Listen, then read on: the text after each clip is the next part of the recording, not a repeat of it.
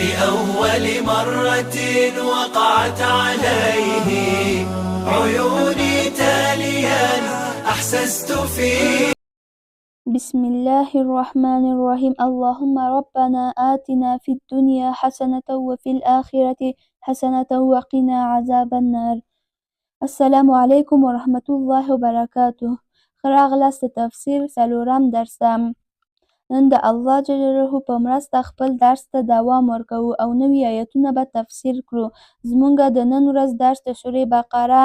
له 12 آیت نه تر 24 آیت پورې ده. اعوذ بالله من الشیطان الرجیم. بسم الله الرحمن الرحیم. مثلهم مثال د دوی دی کمثل په مثال الذي د هغه کسانو استوقده چې روښانه کړي نارن اور فلما پس کله چې اضاءت روښنایي شي ما حوله چار اطراف د دوی دی ذهب نبوزي الله جل جلاله بنورهم نور د دوی دی وترکهم او پرېږدي دوی دی فی ظلمات په تیاره کې لا یبصرون چې هیڅ نه ویني. دلته د منافقانو مثال ذکر شوی ده. یعنې منافقانو مثال داسې ده لکه چې یو نفر په داسې صحرا او دشت کې ولاړ وي او په دشت کې توره تیاره وي او دغه نفر یو څو لرګي جمع کړي او لرګیو په واسطه لږ اور چالنده کړي او کله چې دا اور بیرته ګول شي نو بیرته دغه نفر باندې تیاره راځي. نو دغه رقم د منافقانو مثال هم ده. یعنې کله چې منافقان له مسلمانانو سره یو ځای کېدل نو دوی باندې به لږ د اسلام دین رڼایي راتلله او کله چې دوی د بیرته له کفارو سره یو ځای کېدو نو دوی باندې به بیرته تیاره راتلل. یعنې دوی به بیرته غفلت کې غورځېدل. کانه دي بوکمون ګونګان دي عمیون رانده دي فهم پس دوی لا یرجعون واپس نه راګرځي. دلته د منافقانو دوم مثال ذکر شوی ده. دا منافقان په اصل کې کانه ګونګان رانده نه دي بلکې دوی د ښې خبرې اورېدل لپاره دوی د کانه دي د ښې خبرې کولو لپاره دوی د ګونګان دي او د ښه لارې کتلو لپاره دوی د رانده دي. او دغه د منافقانو مثال داسې ده لکه چې یو نفر هم کون هم ګونګ او روند وي او دا نفر په یوه لاره روان وي او دا نفر چې په کومه لاره روان وي دغه لاره کې د نفر ته خطر وي نو دا نفر روند لاره نشي کتلی چې دا د خطر لاره ده که صحیح لاره ده او دا خو کون هم ده او یعنې څوک چې دې ته غږ وکړي چې په ده لاره مه ځه نو دا خو غږ نه اوري په مغه لاره به مسې روان وي نو دغه نفر عاقبت به څنګه وي. د منافقانو عاقبت هم داسې ده. یعنې دوی دې هم داسې دغه نفر غوندې ده یعنې دوی په یوه لاره روان دي دوی دې هم کاڼه هم ګونګان دي او هم رانده دي. یعنې نه صحیح لاره کتلی شي او نه یعنې څه خبر اورېدلی شي چې دوی یعنې هدایت لاره پیدا کړي. او کصیب او یا په مثال د تیز باران من السماء د اسمان نه فیه په هغه کې ظلمات تیاره وي ورعد او ګرځاری و برق او برېښنا یجعلون ننباسي دوی دي اصابعهم ګوتې خپلې فی اذانهم په غوږونو د خپلو من الصواعق د تندر د ګرځارو له وجې حذر او ویره موت د مرګ څخه والله او الله محیط احاطه کوونکی د بالکافرین په کافرانو. مراد د کصیب څخه باران ده او مراد د ظلمات د کفر تیاره او مراد د رعد څخه عذاب او مراد د برق څخه د الله جل نعمتونه دي. دلته د منافقانو دریم مثال ذکر شوی ده. یعنې منافقانو دریم مثال داسې ده لکه چې اسمان نه تیز باران وي او په هغه باران کې ګرځار او برېښنا وي نو دوی د هغه برېښنا چې زیاته تیزه رڼا لري دوی د خپلې سترګې پټوي او دا تندر زیات ګرځاری لري دغه تندر ګرځار له وجې دوی د خپل ګوتې خپل په غوږونو کې ننباسي تر څو چې دوی د خپل دغه شنوایي له لاسه ورنه کړي او خپلې سترګې پټوي تر څو چې دوی د خپله بینایي له لاسه ورنه کړي. د دې له وجې دوی دا کار کوو. یعنی دا د منافقانو مثال هم دغه رقم ده. یعنی کله چې د منافقانو د قرآن کریم آیتونه اوریدل نو دوی به دغه وخت د خپلې ګوتې به خپل غوږونو کې ننویستل تر څو چې د قرآن کریم آیتونه وانه او دوی دې ویل که مونږ داسې کار وکړو یعنی خپل ګوتې خپل غوږونو کې ننباسو یعنی قرآن کریم آیتونو ته غوږ ونه نیسو نو مونږ به داسې د الله جل عذاب نه خپل ځانونه بچ کړو. خو داسې یعنې څوک داسې نشي کولی خپل ځان د الله جل له عذابه بچ کړي. یکاد البرق نږدې د برېښنا یخطفو چې وتښتوي ابصارهم بینایي د دوی دي کله ما کله چې اضاء روښانه شي لهم پر دوی دي باندې مشو نو روان شي فيه په هغه کې وایذا او کله چې اظلمه تیاره شي علیهم پر دوی دي باندې قامو نو ودرېږي ولو او که چیرې شاء وغوښتلي ول الله لذهب نو خامخا به یې بوتلی و بسمعهم شنوایي د دوی دي و ابصارهم او بینایي د دوی دي ان الله بشک الله على كل شيء په هر چی شي باندې قادر دی یعنی هر چی باندې توان لري الله جل. دلته د منافقانو پنځم مثال ذکر شوی ده. یعنی یو نفر په یو دشت و صحرا کې درېدلی وي نو کله چې برېښنا وشي نو لږ رڼایي کېږي نو دا نفر روان شي یعنی لاره ورته ښکاره شي او کله چې برېښنا بنده شي نو دا نفر بیرته ودرېږي او په ده باندې تیاره شي نو دغه رقم د منافقانو مثال هم دغه رقم ده. یعنی کله چې دوی له مسلمانانو سره یو ځای کېدل نو دوی به شهادت کلمه ویلې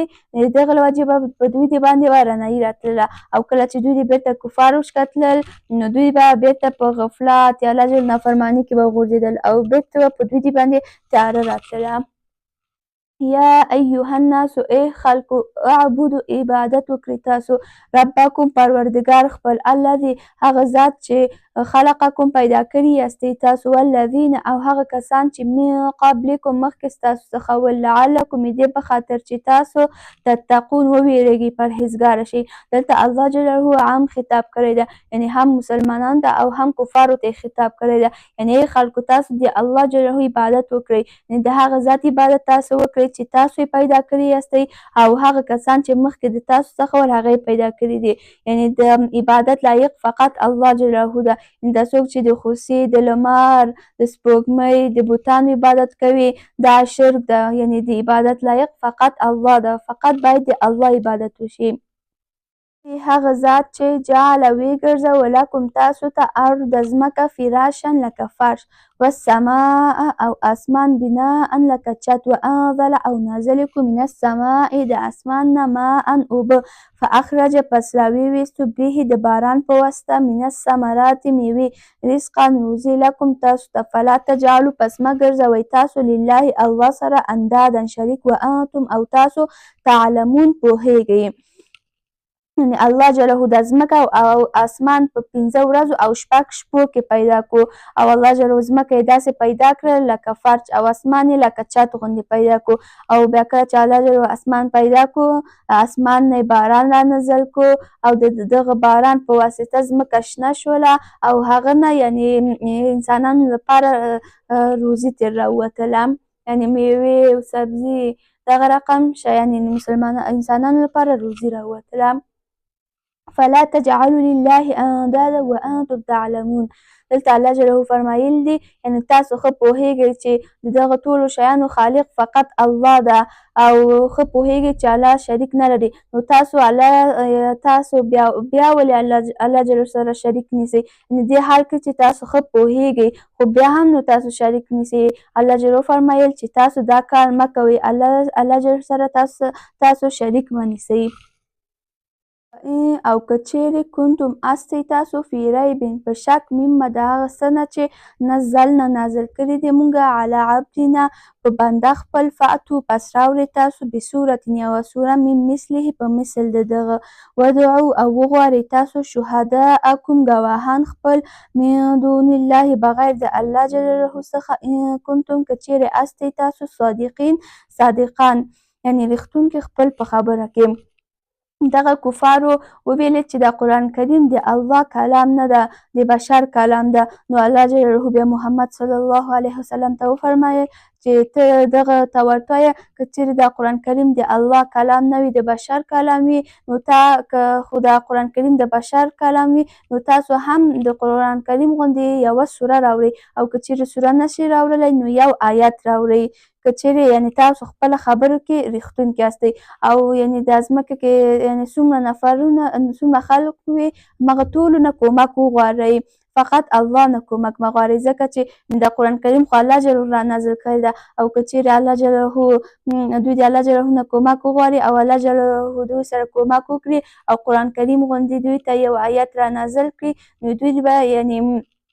نو دوی به یعنې کامیابه شي بیا دې په خاطر الله جل فرمایل تاسو ټولو خلکو نه کومک وغواړئ فقط الله نه کومک مه غواړئ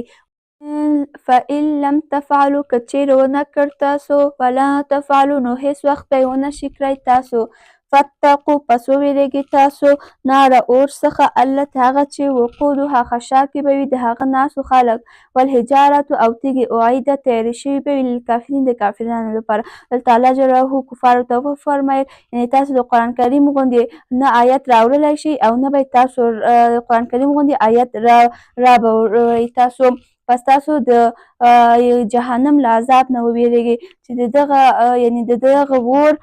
یعنې خلک به د دغه اور خشا کې وي والحجارة او مراد د حجارتو څخه بوتان دي یعنې څوک چې د الله جل عبادت نه کوي د بوتانو عبادت کوي نو په جهنم کې به دغه خلکو سره دغه بوتان به هم ورسره سوځېږي او د دغه بوتانو له وجې به دوی ته هم عذابونه ورکول کېږي اعدت للکافرین چې دغه جهنم یعنې اصل کې کفارو ته تیار شوی ده یعنې دا کفار همیشه به په هغه جهنم کې وي خو مسلمان یعنې که څوک مسلمان وي او دنیا کې ګناهونه کړي وي نو دا نفر هم جهنم ته ځي یعنې تر هغه وخته پورې جهنم کې وي تر څو چې دا خپل ګناهونو نه پاک شوی نه وي او الله جل ده ته اراده نه وي کړې چې دا جنت ته ننوځي نو که چېرې الله جل دا ګناهونه پاک کړي او دې ته اراده وکړي چې دا جنت ته داخل شي نو الله جل بیا دا مسلمان جنت ته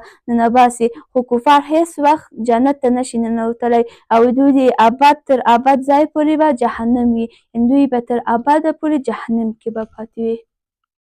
هیله لرم چې دغه درسونه تاسو ته ګټور وي که تاسو لا هم زموږ چینل ته سبسکرایب نه دی ورکړی نو هرومرو یې سبسکرایب کړئ او خپلو ملګرو سره یې شیر کړئ تر بل درس پورې خدای مو مل شه